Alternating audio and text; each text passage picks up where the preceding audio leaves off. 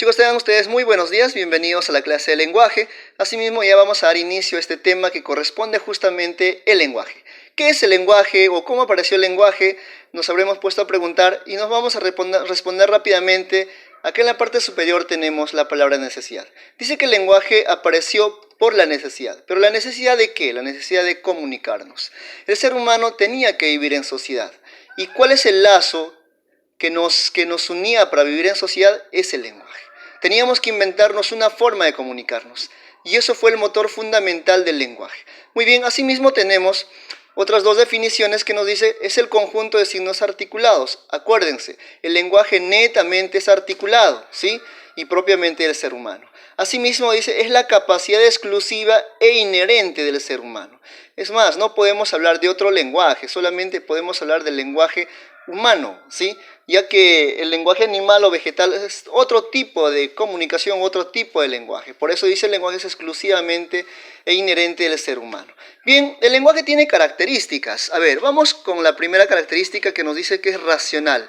¿A qué se refiere la característica racional? A ver, cuando hay una relación entre lenguaje y pensamiento, el ser humano sí o sí tiene que, antes de expresarse, tiene que pensar. Tiene que darle una coherencia lógica a sus ideas, a sus expresiones, a sus emociones.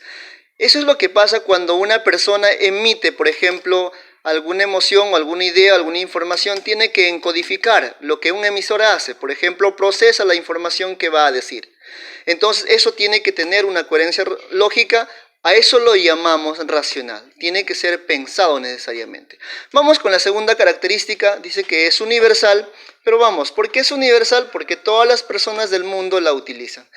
Muy independiente de su religión, muy independiente de su cultura, muy independiente de su idioma. Lo importante, universal, todas las personas lo utilizan. Muy bien, a ver, dicen que también es biarticulado. ¿A qué se refiere biarticulado? O sea, tiene doble articulación. A ver, vamos con la primera articulación. A esto se refiere que tiene dos unidades portadoras. La primera, que es los morfemas, son unidades que tienen significado. ¿Cómo es eso? A ver, tengo una palabra, por ejemplo, gato. Bueno, lo hemos dividido en una palabra, en este caso gat es la raíz, que significa, por ejemplo, un animal felino, ¿no? Cuadrúpedo, entre otros. A ver, y la O, ¿qué ideas me da? Me da la idea de género. A eso se refiere. Cada uno de estos son morfemas. ¿Y qué es un fonema? Son las mínimas unidades de una palabra que no tienen significado, pero que son de carácter distintivo. ¿A qué qué significa distintivo? Significa diferenciador. Por ejemplo, tengo la misma palabra gato. Cada uno sabemos que no tiene significado porque son fonemas de manera independiente. Pero ¿por qué son distintivos? Por ejemplo, yo en vez de la G le pongo la P, ¿qué diría? Pato. Por eso le cambia todo el sentido de la palabra.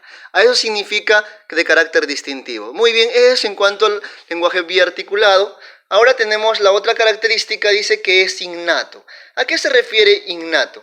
En algún momento habremos escuchado decir, es innato, quiere decir que es propio de uno mismo, es de naturaleza humana, quiere decir que nació con nosotros o también es una herencia cultural. Muy bien, eso ha sido con el tema del lenguaje y sus características. Entonces, chicos, hasta acá ha sido el tema del lenguaje. La próxima nos estamos viendo en la próxima clase.